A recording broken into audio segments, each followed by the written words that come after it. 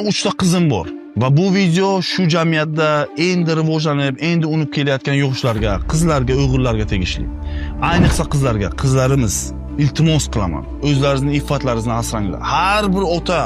Har bir otani g'ururi bu qizlari bo'ladi. Ishoning, bu dunyoda hamma narsa bo'ladi. Hamma narsa bo'lishi mumkin. Ota sinmaydi.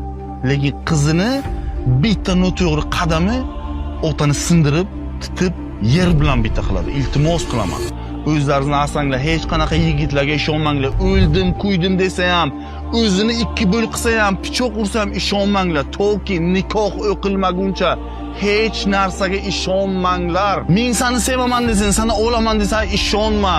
Oladigan erkak o'zini boshqarib biladi. Oladigan qizga qo'lini uchini tekkizmaydi.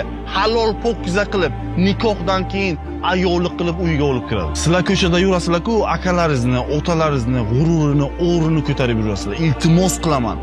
Men bilaman, shu yo'ldan o'tganman, men katta bo'lganman, bilaman. Ishoninglar, erkaklarga ishonmaslik kerak. Qachonki jufti halolingiz bo'ladi, eringiz bo'ladi, keyin ishoning. Va bitta narsani erkaklarga aytmoqchiman, hozirgi yosh avlodga, nafslaringiz uchun hamma narsani qurbon qilmanglar. Qara, seni ham qizing bo'lishi mumkin, seni ham onang bo'lishi mumkin, seni ham ertaga farzanding bo'lishi mumkin. Bu qaytar dunyo.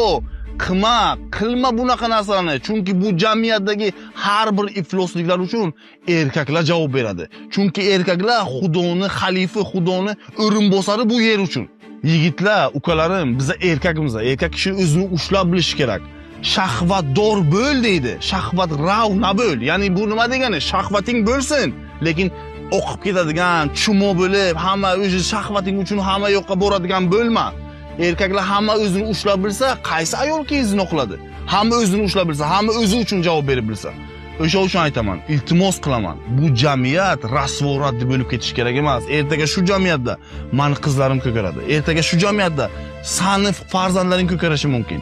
Ertaga otangni, onangni yuzini yerga qaratadigan ishlar qilmaslik kerak. Men shu narsani xohlayman. Menda o'zi vazmojiz bor, любой qiz bilan yurib bilaman. Meni direktimga juda ham ko'p qizlar yozadi, juda ham ko'p ayollar yozadi. Lekini bor. O'lamiz bir kun. Bu narsalarni qilmaslik kerak. Erkak kishi o'zini ushlab bilish kerak. Agar o'zini ushlab bilmasa, ayoldan nima farqi qoladi bu? Aka sifatida aytyapman. Men shu jamiyatda nimadirga erishgan insonman, meni muvaffaqiyatli inson deb bilasizlar. Meni quloq solinglar, iltimos, otalaringizni, ukalaringizni, boshqalarni yuzini yerga qaratmanglar. Bitta narsani aytaman, ayol kishi mendan ojiza, ayol kishi mendan pastda deydigan erkaklarga meni bitta gapim bor. Agar rad qilib bilsang, gapi yo'q. Har bir erkakdan borib so'ra. Agar o'zini onasidan ustun qo'ysa, men tan beraman.